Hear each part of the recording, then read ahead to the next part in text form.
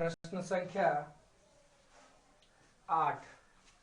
आकृति 12.26 एक दौड़ने का पथ दर्शाती है जिसके बाएं और दाएं दोनों और अर्धवृत्ताकार है। दोनों आंतरिक समानांतर रेखाओं के बीच की दूरी 60 मीटर है तथा इनमें से प्रत्येक रेखाखंड 106 मीटर लंबा है।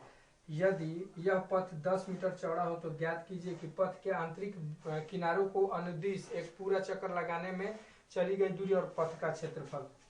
इसी तरह का आपका पथ दिया हुआ है, इसके आखिरी में एक सर्किल बना हुआ है।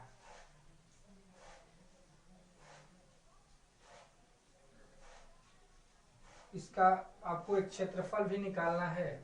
फाइनली ये रास्ते का क्षेत्रफल हुआ और आंतरिक इसका लेंथ निकालना है, मतलब दूरी क्या हुआ। तो आपको सर्किल के रूप में हो गया, ये भी सर्किल के रूप में, तो व्यास आपको हो जाएगा।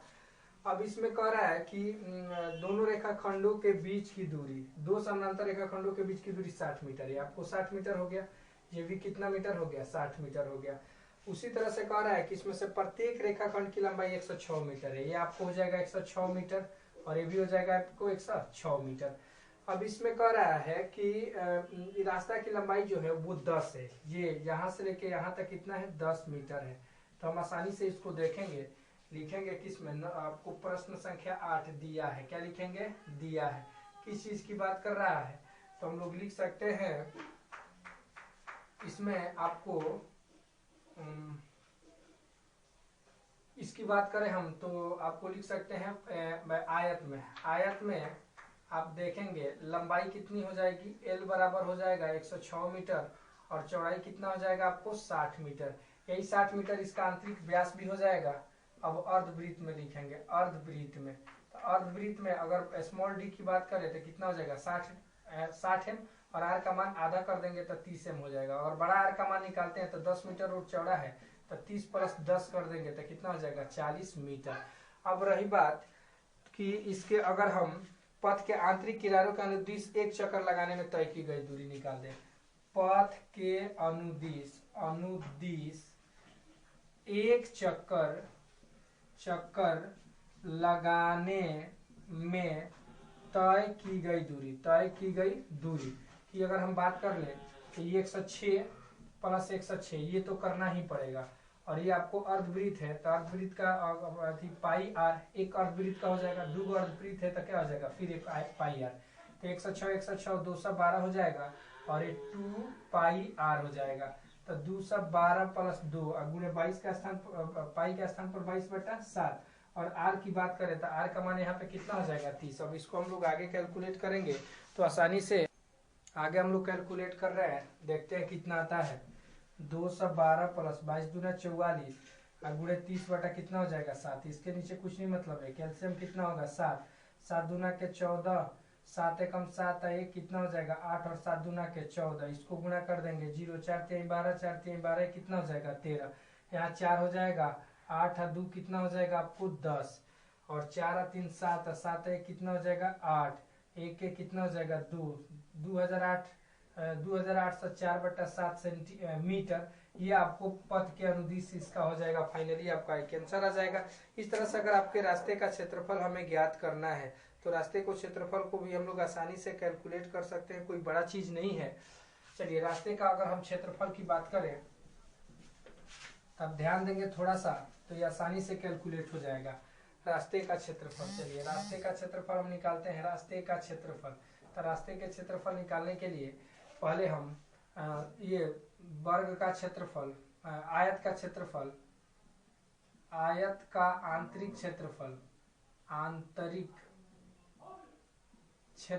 माइनस आयत का बाह्य क्षेत्रफल की बात करें, बाह्य क्षेत्रफल माइनस आयत का आंतरिक क्षेत्रफल प्लस अर्धवृत्त का बाह्य क्षेत्रफल माइनस अर्धवृत्त का आंतरिक क्षेत्रफल। तो आंतरिक क्षेत्रफल की बात कर लेते हैं। चलिए आयत का बाह्य क्षेत्रफल तो ये आपको 60 है, तो इसको अगर हम ऊपर कर देते हैं 10 मीटर चौड़ा हो जाएगा तो 60 है 70। एल डैश का भी वैल्यू हम लोग ज्ञात कर लेते हैं। एल डैश कितना हो जाएगा, ये आपको 106 है तो 106 की बात करें तो इसको 106 ही रहने देते हैं, 106 रह जाएगा इधर। और चौड़ाई की इसको बात कर लेते हैं तो बी डैश का वैल्यू इसका बदल जाता है, बी डैश का वैल्यू 10 ऊपर बढ़ गया और 10 नीचे बढ़ गया, तो कितना हो जाएगा 60 और 20 80 मीटर हो जाएगा।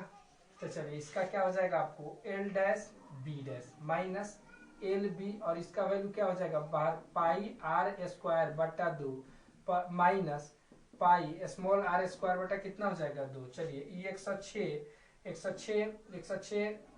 तो 106 रहेगा गुणे 80 माइनस 106 गुणे कितना हो जाएगा 60। इन दोनों में क्या कॉमन है तो आपको कॉमन हो जाएगा पाई बटा 2, एक बार आर का स्क्वायर और माइनस स्मॉल आर का स्क्वायर, इन दोनों में क्या कॉमन है तो 106 कॉमन है, तो 106 80 माइनस कितना हो जाएगा आपको 60, और यहाँ पे बचेगा पाई, एक बार जोड़ देते हैं और एक बार क्या कर देते हैं घटा देते हैं, क्योंकि a माइनस बी का डी होल ए माइनस बी इंटू ए प्लस बी हो जाता है, ए का स्क्वायर माइनस बी स्क्वायर का फॉर्मूला।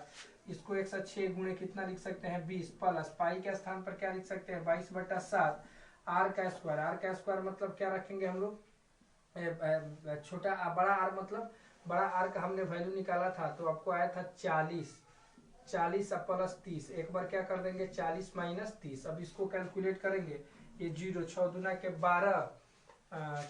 12 और 12 या 6 से 12, इतना हम लोग इसको कर देंगे तो 212 हो जाएगा, 2120 प्लस 22 बटा 7 गुणे ये 70 हो जाएगा, गुणे कितना हो जाएगा 10, इसको कितना बार में हम लोग काट दे 10 7 70, तो ये कितना आपको हो जाएगा फाइनली यहाँ पे 2120 अब प्लस 2120 अब प्लस हम कर सकते हैं इसको 2200, तो 2200 यहाँ पर कर देंगे तो 0 हो जाएगा, फिर 2 हो जाएगा, 2 एक कितना होगा 3 है, 3 एक कितना होगा 4, यानी 4320।